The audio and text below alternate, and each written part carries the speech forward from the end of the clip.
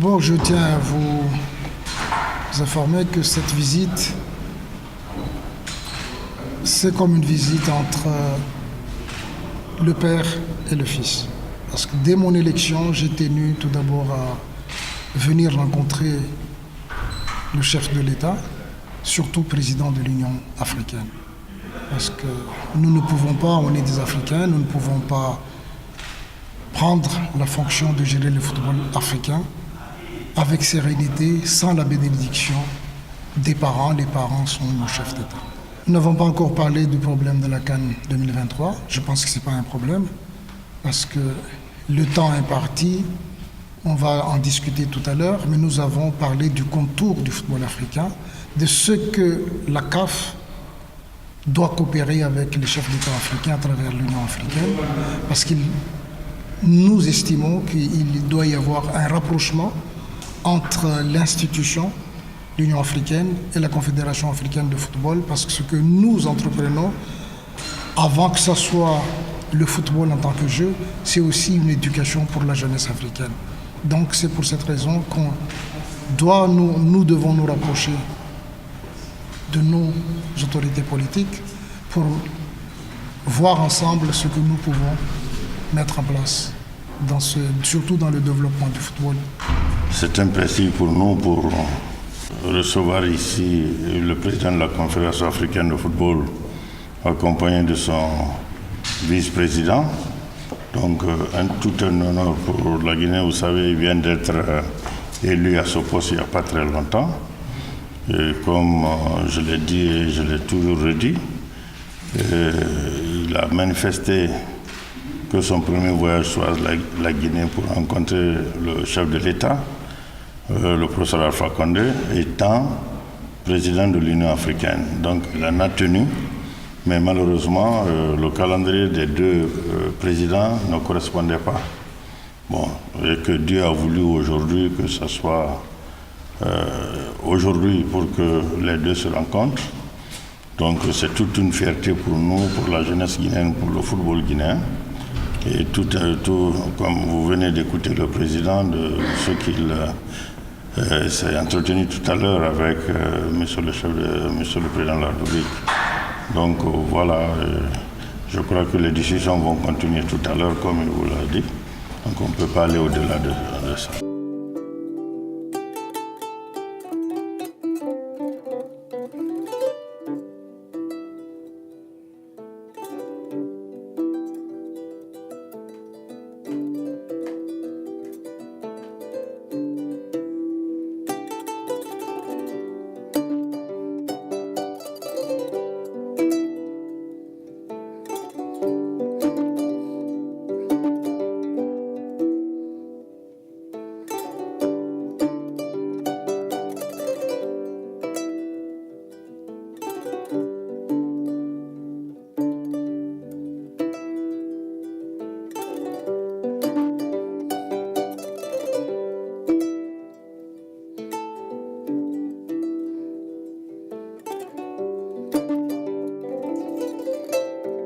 Les conclusions, le démarrage peut-être, je peux dire, mais pas la conclusion.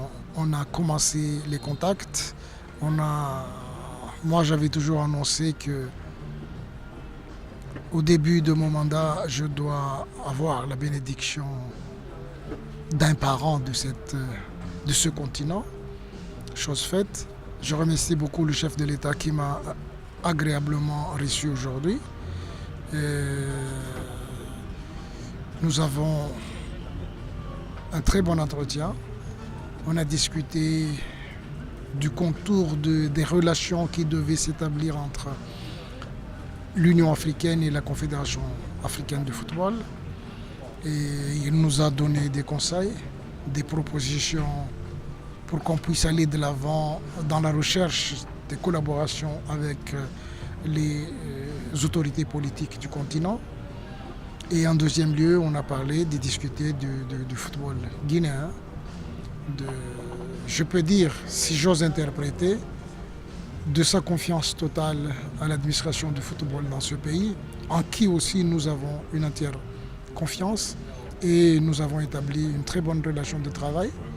Et sachez que Lorsqu'on est passé par là où il est passé le président actuel, M. Antonio Soare, un dirigeant de club, quelqu'un qui a mis en place un club moderne, si j'ose dire, pour la gestion rationnelle du football de club.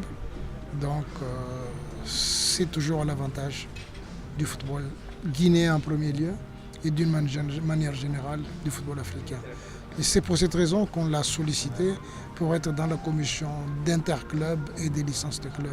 Parce que la base de travail se situe dans cette commission. Même si la Coupe d'Afrique des Nations en Guinée, c'est en 2023, le président, l'autorité politique du pays, le président de la République, a mis déjà en place le comité d'organisation. Ça veut dire l'engagement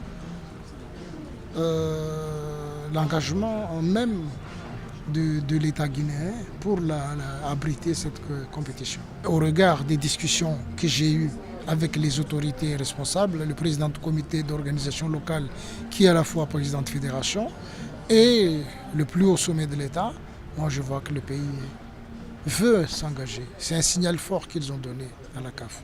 On a déjà abordé cette question au cours de la première réunion du comité d'organisation de la CAN. Les gens ont été unanimes, les membres de la commission, et le comité exécutif n'a jamais pris une autre option à part ce qui a été fait.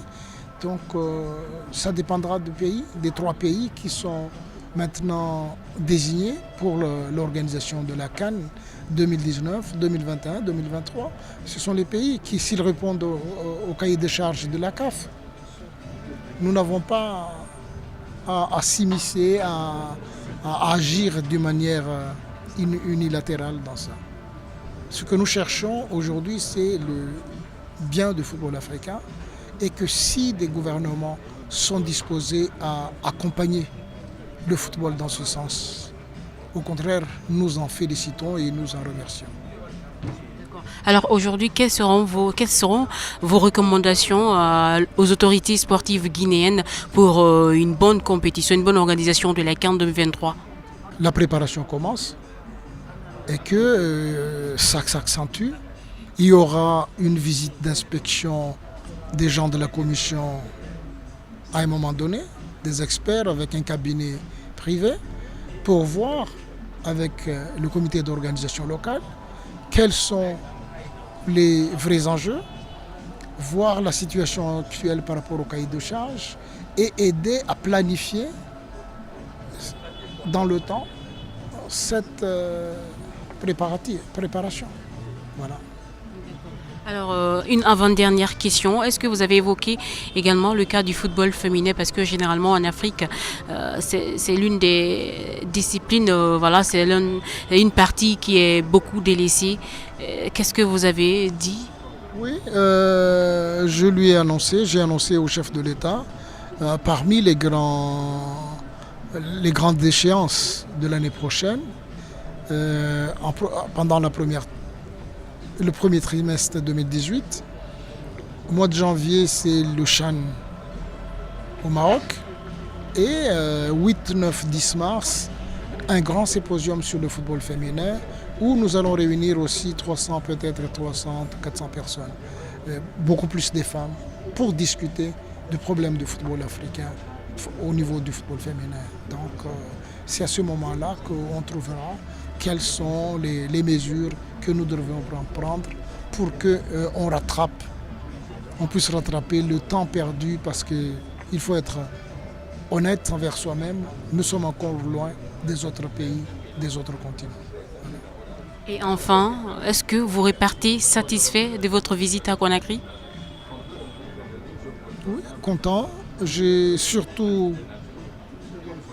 trouvé un chef d'État que j'ose dire un parent africain, qui n'hésite pas à donner des conseils lorsqu'il fallait et qui est très accueillant.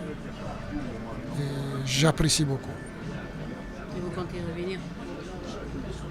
Sûrement, tant que je suis président de la Confédération africaine de football, comment je puisse ne pas revenir dans un pays s'il fallait revenir. Mais il faut aussi voir les 53 autres à part la Guinée. Donc Voilà, j'ai appris quelque chose dans ce pays.